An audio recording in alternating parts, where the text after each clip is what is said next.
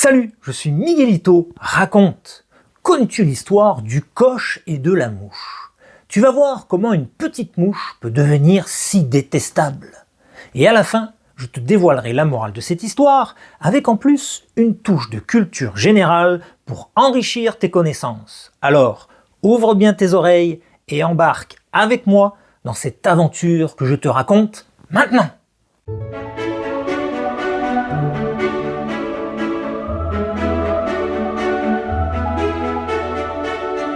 Le coche et la mouche.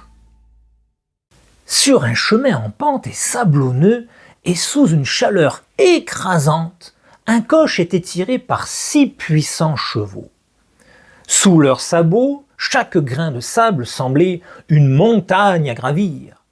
Les chevaux tiraient le véhicule avec effort, leurs muscles tendus en suant abondamment et en soufflant très fort. Les roues craquaient sous le poids de tous les passagers, tandis que le coche progressait centimètre par centimètre, semblant presque lutter contre la volonté du chemin lui-même. À l'intérieur du coche, les voyageurs étaient secoués dans tous les sens, et leur visage était marqué par la fatigue. C'est alors que, réalisant l'ampleur de la tâche pour les chevaux, ils prirent tous la décision de descendre du coche pour faciliter l'ascension. Une femme, un moine et 2 vieillards mirent donc pied à terre pour alléger le véhicule et aider les chevaux. Le chemin, semblait-il, ne connaissait ni pitié, ni répit. Chaque tour de roue était une bataille contre la pente raide et remplie de sable mou. Mais malgré la difficulté, le coche continuait de grimper la colline sans s'arrêter.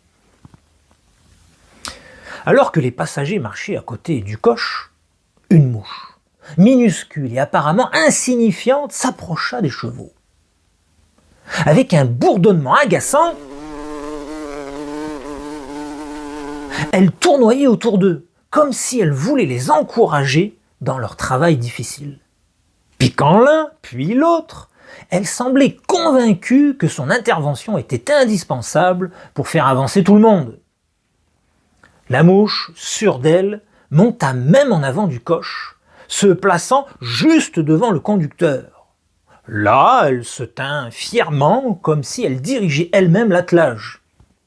Son comportement arrogant et intrusif ne passa pas inaperçu parmi les passagers du coche. « Regardez-moi !» semblait-elle dire à haute voix, bien que sa voix ne soit qu'un léger bourdonnement. « C'est grâce à moi que tout avance !»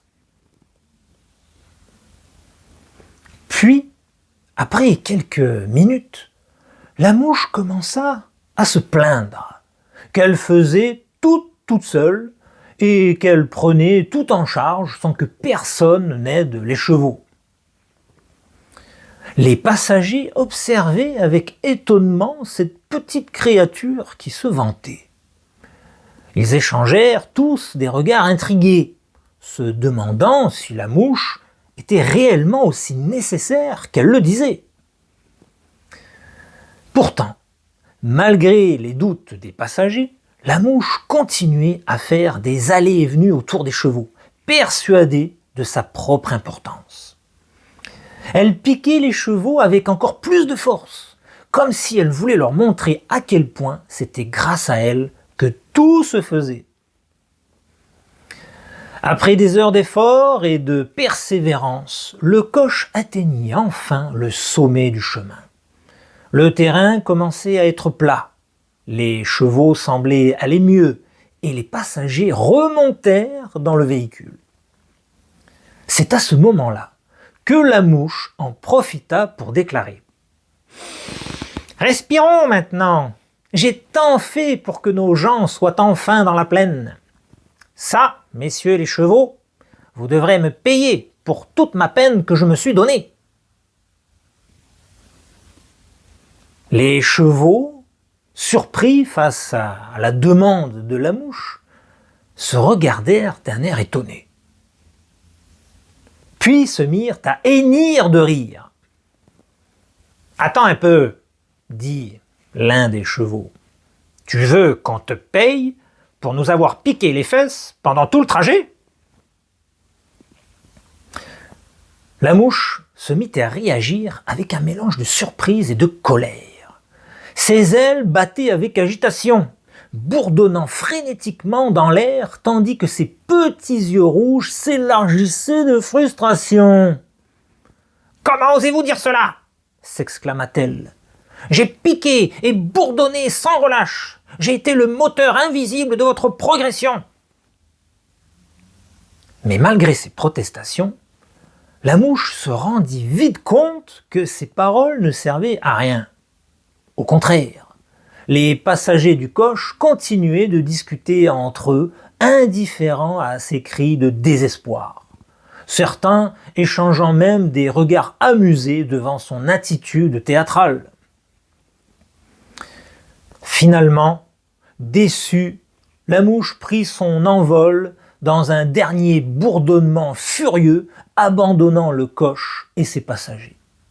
Elle s'envola dans le lointain, réalisant au final qu'elle n'aurait rien fait que distraire les chevaux et les stresser sans apporter la moindre aide.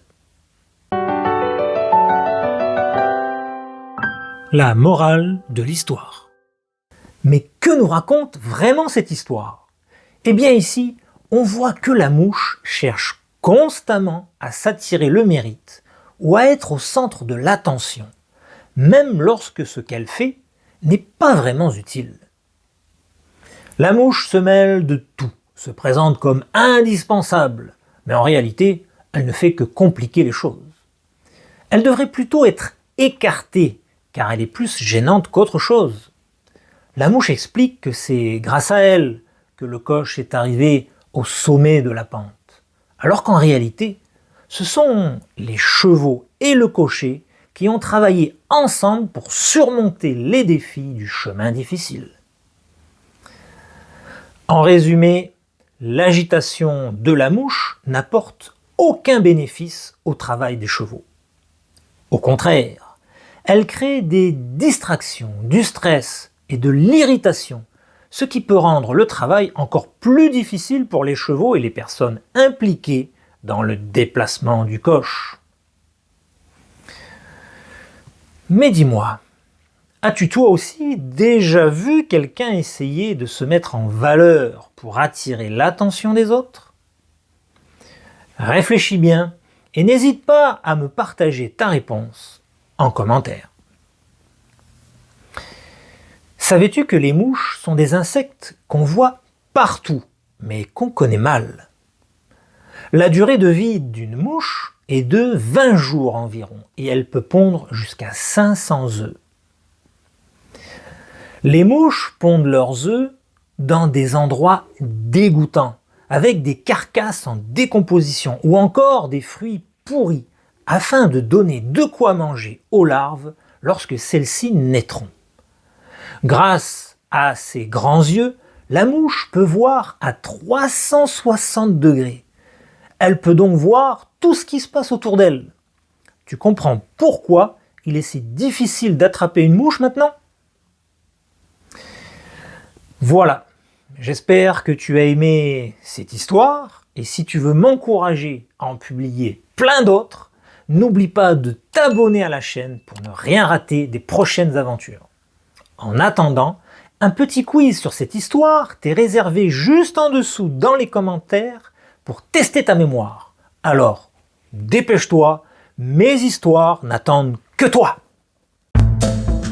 Dans cette aventure-là, tu vas voir que quand on s'associe avec plus fort que soi, au final, c'est toujours lui qui décide.